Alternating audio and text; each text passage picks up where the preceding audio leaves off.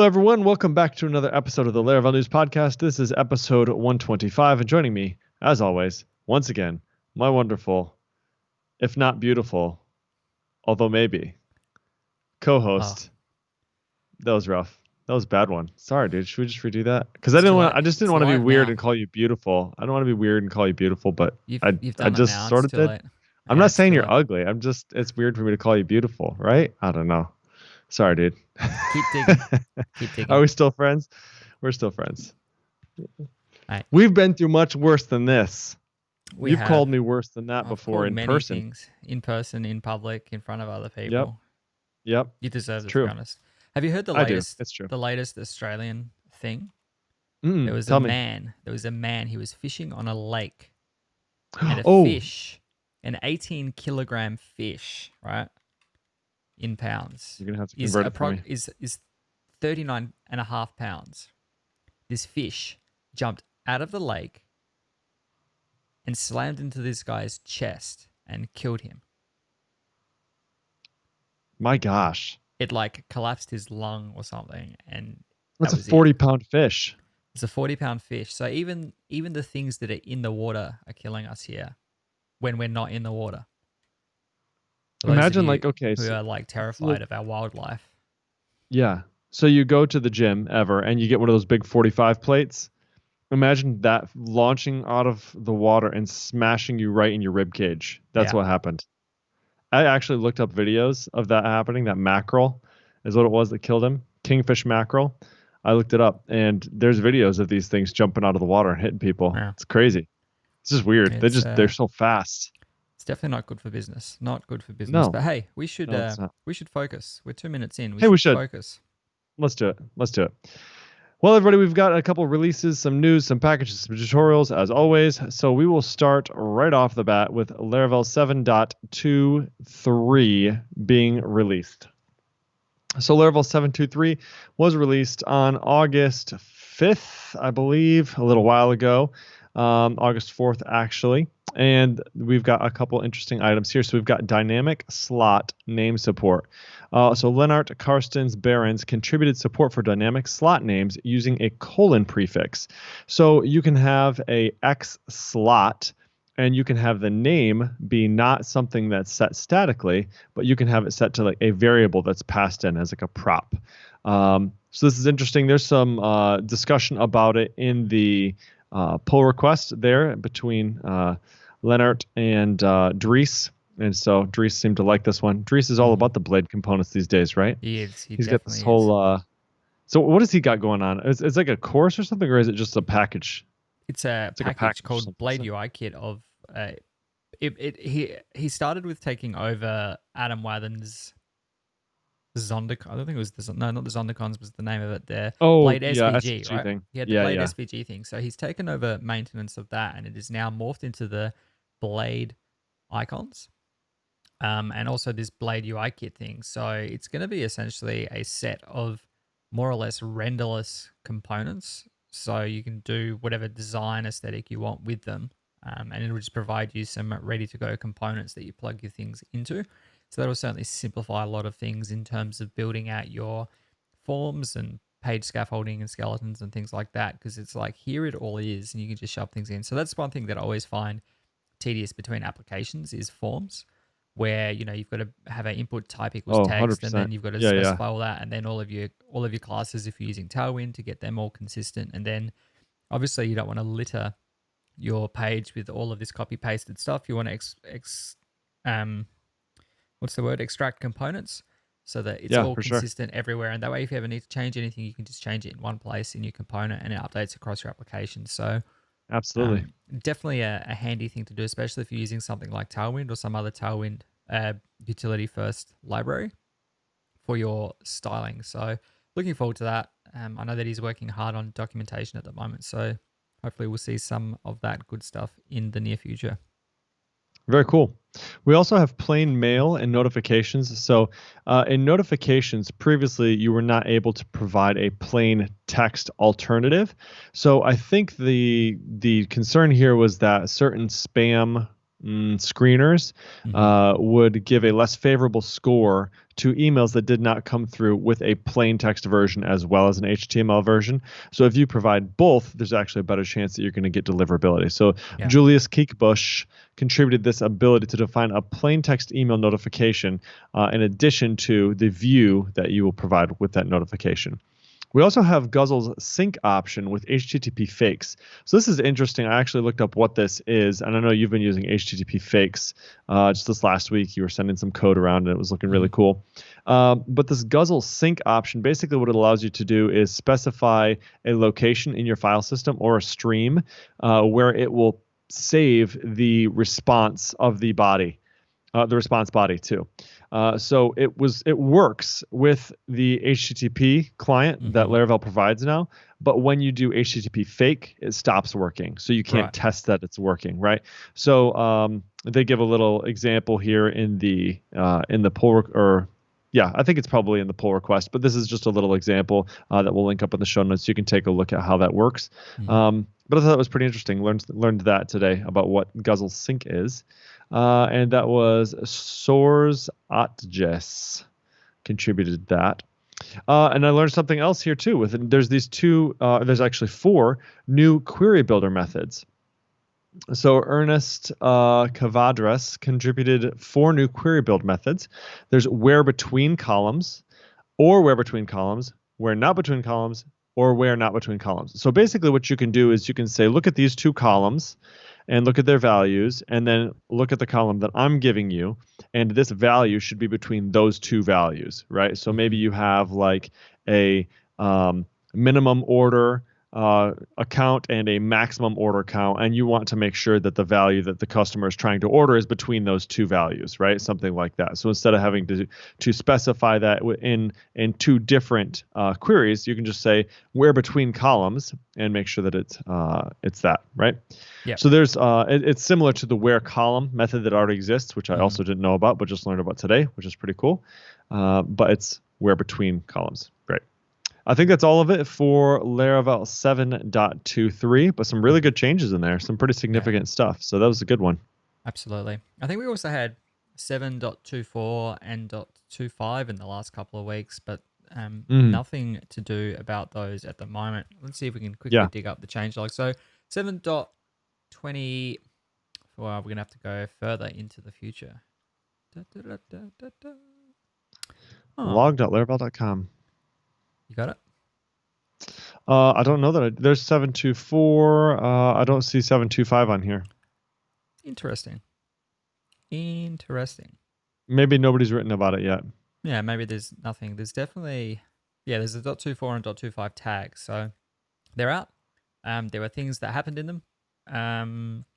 Couldn't tell you exactly. I know that one of them, I think, had some security fixes in it. So it's always important to keep your applications up to date as much as possible. So check them out. We'll try and include some additional information in the show notes after we record. Interesting. Okay, we have got Xdebug 3 coming out hot with PHP 8. I think it's going to be coming out with that. So you want to talk to us a little about the new features going to be coming in Xdebug 3? Yeah. Derek Rethens, the creator of Xdebug, has been working hard on version 3, which is a near total rewrite of Xdebug version 2. And he shared recently the new Xdebug info function, which looks a lot like the PHP info function. This will show you all of Xdebug settings, features, and diagnostic information in one place. The output is similar, as I said, to the PHP info screen that you see. And for anyone that's struggling to configure the Xdebug, this is a nice place to help bridge the gap in figuring out the default or the configurations you might be having and which ones you might need to enable and disable and what's set to what and where. It's still a work in progress, and Derek is soliciting feedback from what other people might find useful in that page. So stay tuned to find out what other helpful features might find their way into it. This won't be backported into version 2. However, Xdebug 3 will support versions of PHP from 7.2 through to 8 and beyond. There is, as I said, Xdebug 3 is the next major version, and as you said, Jake, will be out later this year when PHP 8 ships. Derek gave a talk last year at Scotland PHP, which we'll have links to in the show notes as well that you can check out if you want to see some of the new up-and-coming features. Yeah, there's going to be a lot of eights coming out. Everything's like sort of aligning, right? Hmm. So speaking of eight, PHP 8 beta is here and will be released a little bit later this year. So there's a couple great new features in PHP 8 we're going to talk about, but you can actually try them out right now. It's probably not something you'd want to use in production because this is where you want to try it out to see if there's anything that breaks and then complain about it before it gets released for the Hmm. general public, right? So it expands on the language with a few new features that are focusing on the language's object-oriented design types and adding missing conveniences. I found these to be very interesting and familiar to some of us. So one of them is union types. So this would be where you can similar to how you can in a catch block, you can separate different exception classes with just a bar and you can catch all of them, right? With union types, and you can already do this with certain things like null or whatever. It doesn't support generic types, right? So you could say array, bar, string, bar, class, right? You could specify multiple types that could be passed in for a parameter. We also have named arguments. This one is really interesting, and this is for functions and method calls. So in PHP, it's very common that you might forget the order of arguments for, say, something like array fill, where you're Hmm. supposed to do the start index, then the number of values you want, and then the value itself. And so you can do that and put them in that correct order, or you can actually name the argument, put a colon, and then the value that you want to put in there. So, for example, with array fill, you could say start index colon 0, num colon 100, value colon 50. And you can rearrange those in any way you want, and it'll still work as long Yeah. as you're using the named arguments. So that's pretty interesting. I thought that was cool. I think the more Um, useful thing there is not necessarily when you're forgetting, because if I'm forgetting, it's not necessarily that I forget the order, but also the names. What I think this is really useful is when you want to skip defaults. And some of the language functions that you get, HTML special characters or array slice, where you don't necessarily need to provide every single value in that array. You want to just say like I want to specify the first value and the fourth value that I'm or the arguments that I'm passing in, and you don't have to go and look at the documentation to find out what the default second and third are. So with yeah, named parameters, you can just put the first one and then put the name of the fourth parameter, colon, and then the value that you want to set. So I think that's going to simplify some of those gnarly calls to some of the older PHP methods and things like that. So definitely something that I'm looking forward to. There's a bit of, um, I guess, resistance to the named arguments. I know that Graham Campbell's had some reservations around it on Twitter. So it's been implemented now. It's going to be out in PHP 8. So I suppose the reservations have been ignored yeah, or spoken yeah. around. So it doesn't really matter too The other much thing, about that at this point. But I'm certainly looking forward to that functionality. I agree. And it's self-documenting as well is another one of the nice things. So like I'll do Hmm. this sometimes if I have like if I'm using the cache or something, I'll actually put like $minutes equals and then the number of minutes or something, right? Hmm. Or seconds or whatever it is, just so that the next person coming behind me can see, oh, okay, that's what we're talking about here, Yeah. right? And it's the same thing with these named arguments. You can see exactly what the argument is specifying. Yeah. We have the null safe operator. So this is like the optional helper that we have in Laravel now. So if you say user arrow account arrow location or something like that, right? If the account doesn't exist for the user and then you try and call location on it, you're trying to call a property on a null object. It doesn't work. Yeah. So with optional, you just kind of surround that, and then if anything is called off of that, it will just return null and it won't break for you. This is the same thing. So the null safe Hmm. operator is just question mark, like it could be null, arrow, and then check, and then question mark, arrow, check, question mark, arrow, name, right? And it'll do the exact same thing. So it just if anything returns null, it will just return null for the whole thing. It doesn't matter how far down you go. You just use that question mark, and it works great. That's pretty cool. Yeah. We've talked about the match expression before on here, so we won't dig into that, but that just replaces case statements. We have constructor property promotion. This is really cool. So this is actually borrowed from HHVM Hmm. or Hack. I won't try and explain it on the air with code, but basically instead of having to have your constructor have your properties and then assign them and then have to have public properties up in the top or private properties, whatever, you can do it all right in the constructor. Yep. It just in the list of properties there. That's pretty cool. Throw statements or no throw expressions. This basically in Laravel, how we have throw if or throw unless, you can essentially do that natively now without having to do that in Laravel. You can do it with PHP. There's a stringable interface that's just for typing, and then support for static return types. And again, that's just typing stuff. But it is handy if you're doing like a fluent interface or named constructors or something like that. Yeah. So anyway, bunch of really, really cool stuff in PHP 8. I love these things, and it's definitely going to be worth it to get on the bandwagon with this thing and get upgraded. I'm excited for it. So yeah. That's everything on that one. Speaking of versions 8, Laravel 8, it has been announced will be released on the 8th of September.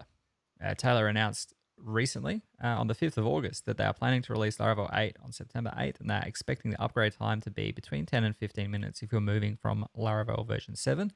Since Laravel 6, the framework has switched to semantic versioning and follows a designated release process. This means that every 6 months is a new first number release, 6, 7, 8, and so on, and in between is patch and minor and patch releases. Laravel 8 is going to feature some nice new additions, including an improved maintenance mode, no longer having to manually restart PHP Artisan Serve if you update your env file, a new bus dispatch method, a big refactor to factories and seeders, and a few bigger features that are yet to be announced, though Taylor has started to tease them on Twitter just the other day here.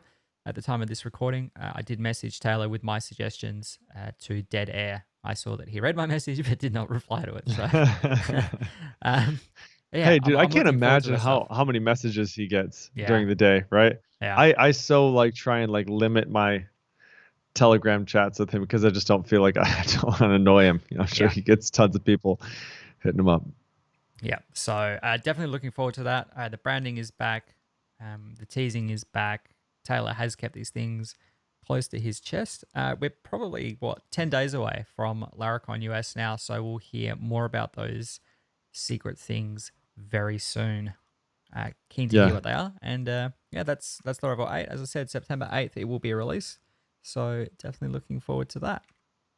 It was fun watching Yaz just give him a hard time about what the names might be. Just the tease.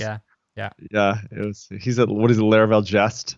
New testing framework to replace Dusk. Yeah, that's it. So that was pretty funny. Okay, we've got a. We're going to move into the packages section now. So we've got this real-time chat package for Laravel. So if the first thing that popped into your head was intercom, that's not what we're talking about. This is actually like think Facebook Messenger or Telegram or something like that. That's what this is. So it's a real-time chat package for Laravel, and it's called Chatify. So this is by Munath Akil Mahdi. That adds a complete real-time chat system to your application without any additional code.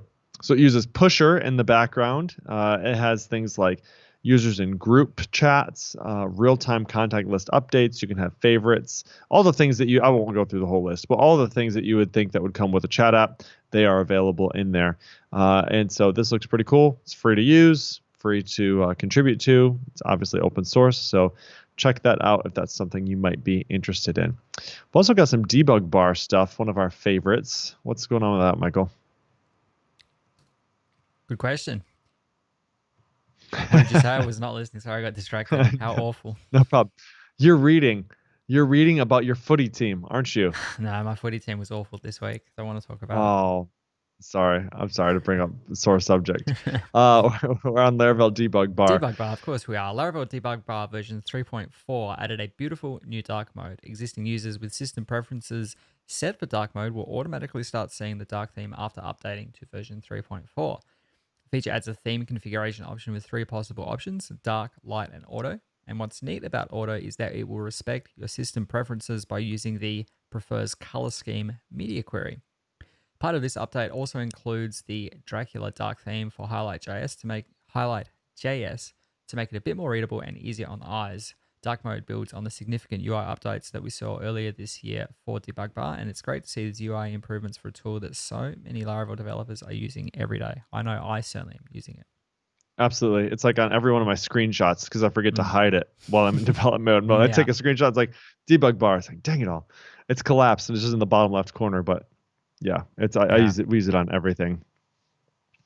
Okay, we've got another package here, which is Larapersonate. So let's see if you can guess what it does. Michael, can you guess?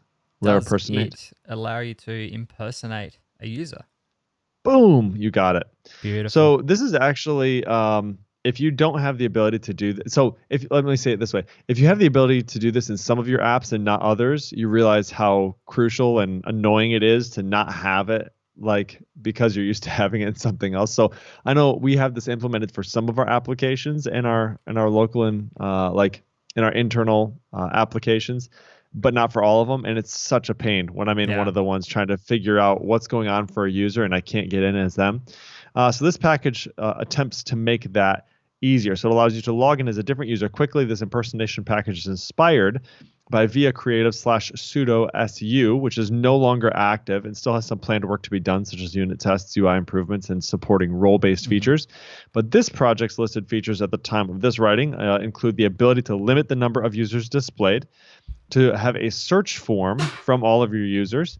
It has auto discovery, so you don't have to set up the service provider manually. That's the thing for Laravel now. Thank you, Laravel. Then it has an auto injection via a middleware, so you don't have to add code to your Blade templates either. So when using this package that provides impersonation abilities, you need to be aware of the security threat if misused. What we've done on our side is we've just said you can't impersonate any user that has admin abilities. So somebody can't go in as another admin and Mm-hmm. screw stuff And up. run amok.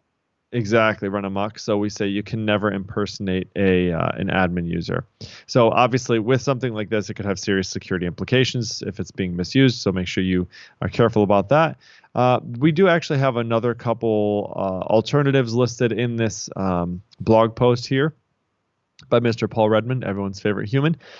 So there's a few to check out here. So if you're looking at implementing this sort of feature, you might just kind of try a couple different flavors and see which one you like best.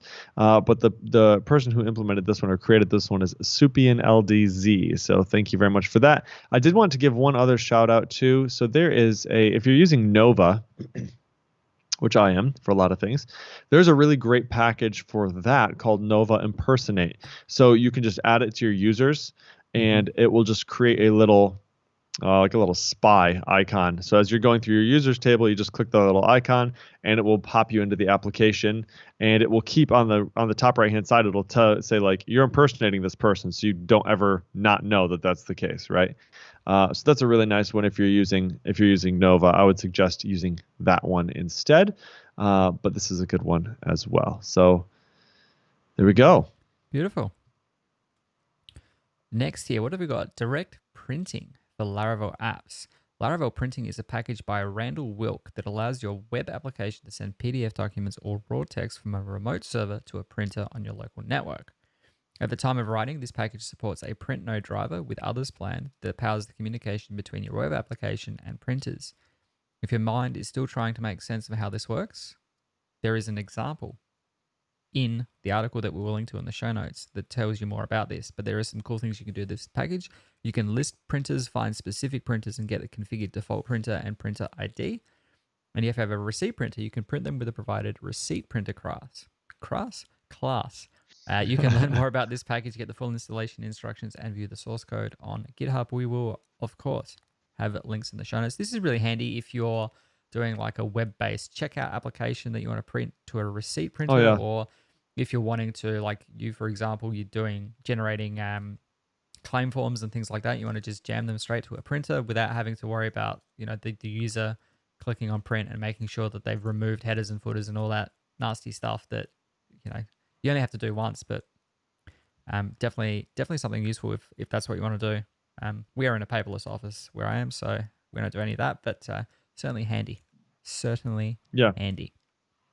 Yeah, I know a guy who has like an auction app that he runs, and they have to print out receipts as soon as like somebody purchases something. They have to print out a receipt for them, right? So this is something that they would use. It is an interesting packaging. I can't imagine how much work had to go into this. I don't like. I can't even get printers working with the in Mac UI OS. on Yeah. a Mac. It's just like impossible, right? So Hmm. this thing is like I'm just gonna install this locally and start using this to print to my printers at work. If it works any better than my Mac does, I Yeah. might have to do that. So all right, next we have Laravel Identity Documents. So Laravel Identity Documents is a package to parse machine-readable passports. There's this MRZ, machine-readable zone, on the bottom of a passport.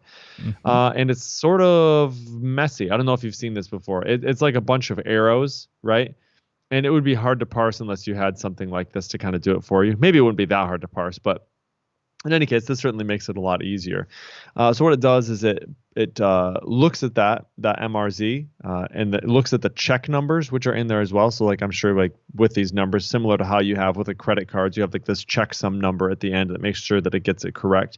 Hmm. So it does that. It validates the MRZ and then returns a JSON string with the data. So under the hood, it actually is using Google's Cloud Vision API, which I looked at earlier this week because of this package. And this is pretty dang cool. Cloud Vision API. So you can send up straight up PDFs to this thing and it will just read them. I think it's like a cent a page or something Hmm. like that.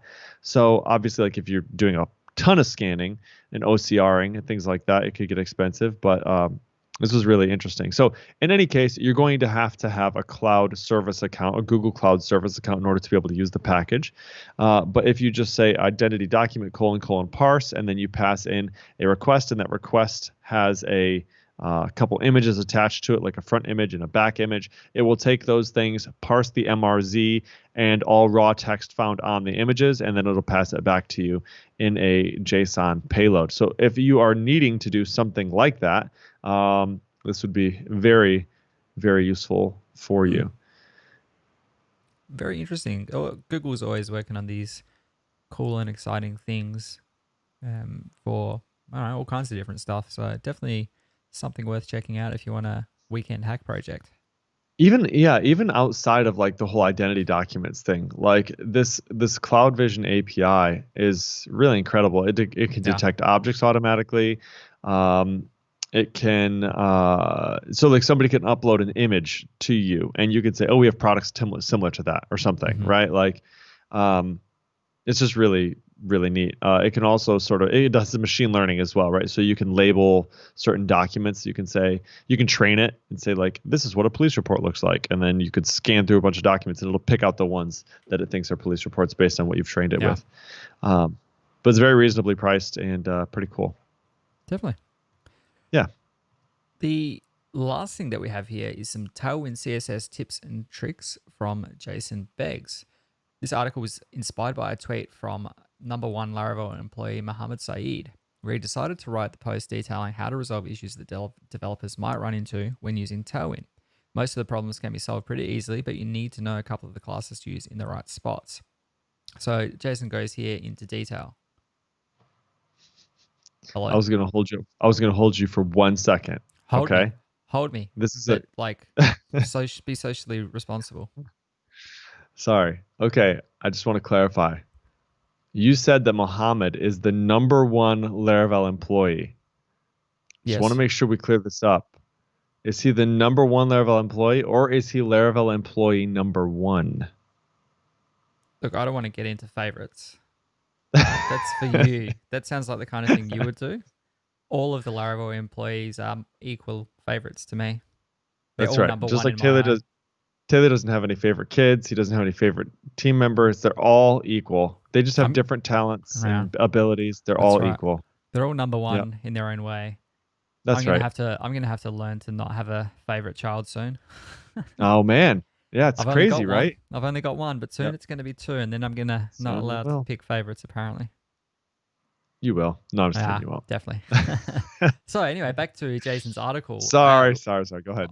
I won't go into. Obviously, I'm not going to tell you what a screenshot looks like, and I certainly won't be reading the code because it's Tailwind, and that's madness.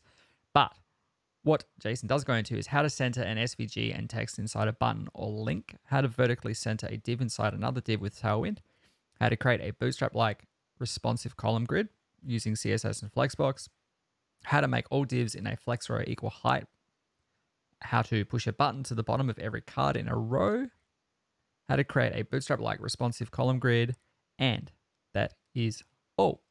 Hopefully you get something out of it. These are all fairly common things. Centering and making equal heights, and if you're doing, for example, a pricing grid or something like that, and you want the headings at the top, but you've got different heights, but you want all of the buy now buttons to line up, then this will certainly help you step in the right direction with that. So definitely check out this article. We will, of course, have links in the show notes. Dude, thank God for Flexbox. That's all I gotta say. It's magic. It is magic.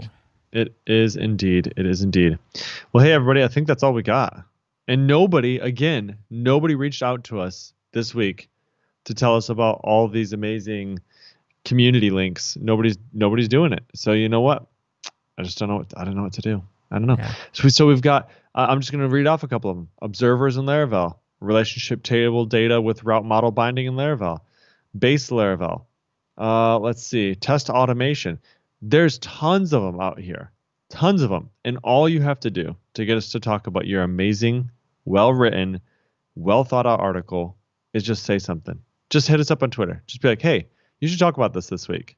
I'm submitting it to Laravel News, and we will talk about it. Even if it's terrible, doesn't matter. Hit us up. We'll talk about it. It won't be terrible. It'll be great, but we'll talk about it in any case. So, do it. Do it. Who's that one guy? What's his name? Yeah, from Shia LaBeouf. Shia LaBeouf. That's right. No, it was Ben Stiller in a movie where he had the hair. Do it. Go on. Do it. Do it. Do it. Oh, that was Dodgeball, wasn't it? No, it wasn't. Wasn't it? Was it? I think it was. Probably was. Hey, dude. Anything else before I take us out of this one? No, please get us out of here before something bad happens. All right, this is episode 125. You can find show notes for it at podcast.laravel-news.com/125. If you like the show, we would really appreciate it if you'd share it with some friends, talk about it, what's your next meetup, give us a little retweet, and if you like the show, feel free to rate it up in your podcatcher of choice. 5 stars is always appreciated. And I think that's all we got. Until next time, folks, we will see you in a couple weeks. Good day. Hey, speaking of meetups, just before we do go out, Laravel meetup, meetup.laravel.com. You'll get to listen to me speaking about stuff. You'll get to listen to Neo Ihodaro speak about stuff on the 25th of August. And on the 26th of August, don't forget Laracon Online. You can still get your tickets there, laracon.net. Check it out. See you all in 2 weeks. See you there. Bye-bye.